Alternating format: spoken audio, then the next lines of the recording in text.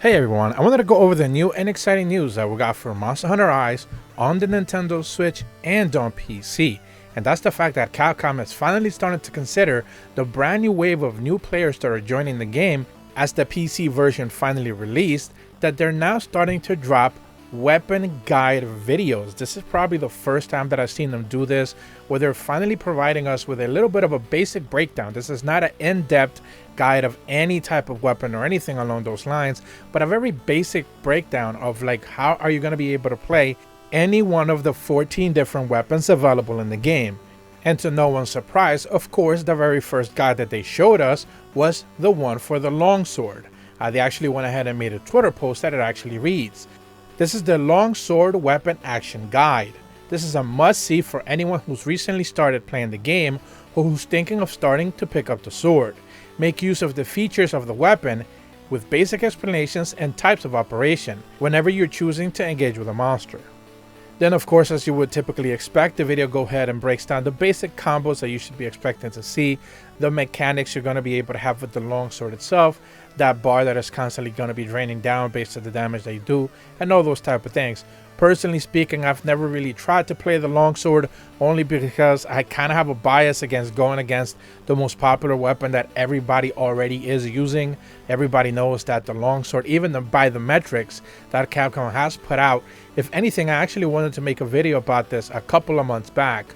They did make a very specific breakdown, I believe late last year. They made a blog post about it, and I guess I never got around to it, where they originally, when the game launched, they broke down which were the most popular weapons, and of course longsword was right there.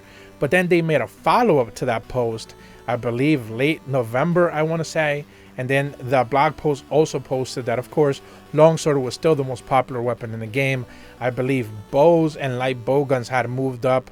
Heavy bow guns were about in the middle of the pack, even though they are extremely dangerous and a very powerful weapon that a lot of people use, especially nowadays when we're doing that end game related stuff.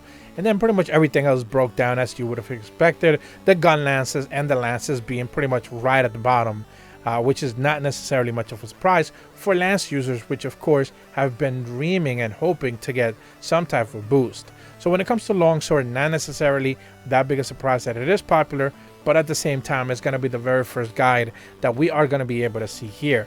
Now, sadly, the video is just right now up in Japanese. I presume, and that's because Capcom has been very good at this, making a localized Western English version of this video in the future. So maybe when they do, we'll probably go over it in detail. But for now, this is all really what we have. Presumably, they're going to be also doing follow-up videos for different weapons that are unlike the introduction videos that we got when the game originally launched. So, you know, hopefully in the future, we can actually break down those a little bit better and see what they actually missed. That's worth mentioning.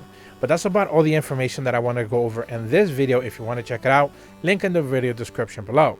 If you're brand new to my channel, be sure to leave a like and subscribe, hit the bell to receive notifications when the videos go up, and as always, thank you so much for watching. See ya.